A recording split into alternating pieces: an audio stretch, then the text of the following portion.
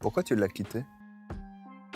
Parce qu'elle disait je suis attachante. Et salut les gens, comment que ça va bien? Moi j'ai passé une bonne journée de merde, alors j'ai envie de tirer sur des ambulances en flammes. Aujourd'hui, on va parler de pseudo-harem.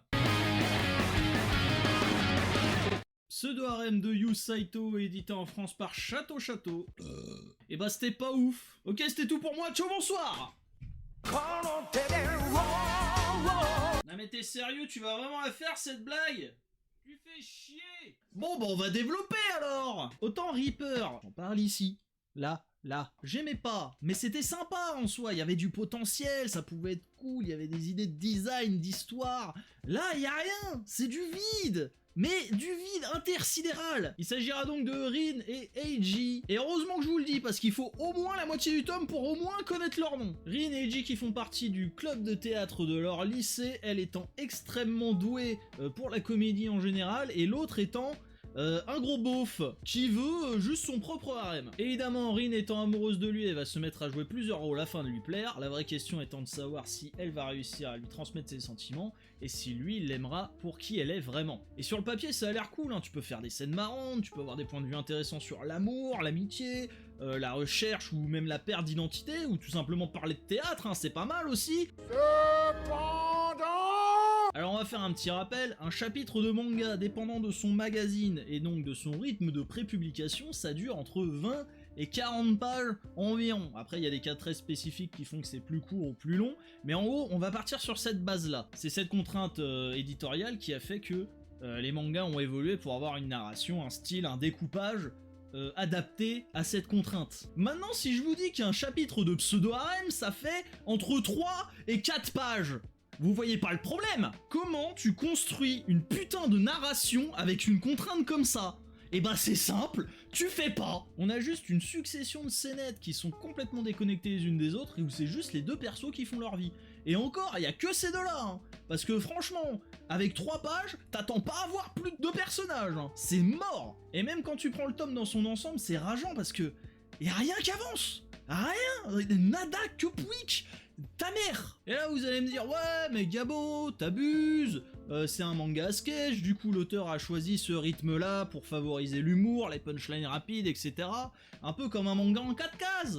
Et j'ai envie de te dire oui, mais va te faire enculer en fait. Parce que là, c'est juste un ramassis de clichés de situations de merde, mais en version Eco Plus. Genre les rôles de Rin, c'est juste des clichés feignants de Kudere, de Tsundere notamment, et c'est pas drôle, c'est naze. Et oui, je sais, c'est des termes spécifiques, il faut pouvoir les adapter, les traduire pour le grand public. Le travail d'adaptation, le travail de traduction, c'est quelque chose de très compliqué, de très ingrat, de très long, etc. Il n'y a pas de souci. Mais vraiment, les gars, traduire Tsundere par attachante.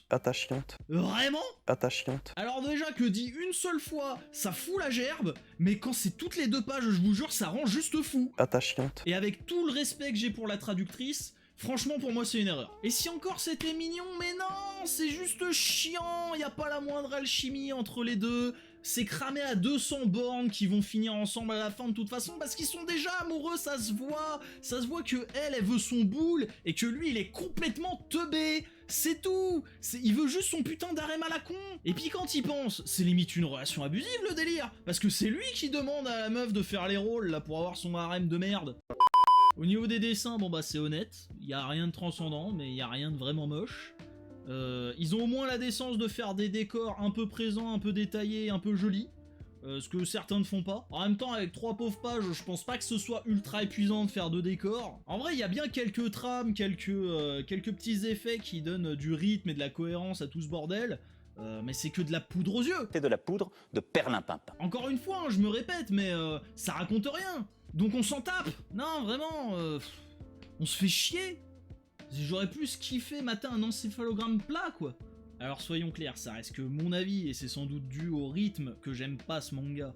Mais comprenez aussi que c'est une vraie déception pour moi, parce que c'est une série que j'attendais, et que j'ai juste l'impression de m'être fait pigeonner, et ça me casse les couilles. Bref, si vous cherchez une comédie romantique sans prise de tête et que ce rythme atypique ne vous rebute pas, vous pouvez toujours tenter Pseudo-harem. Vous pouvez également vous abonner, liker, partager, tout le tout team. Moi, je me casse, c'était Gamo, ciao!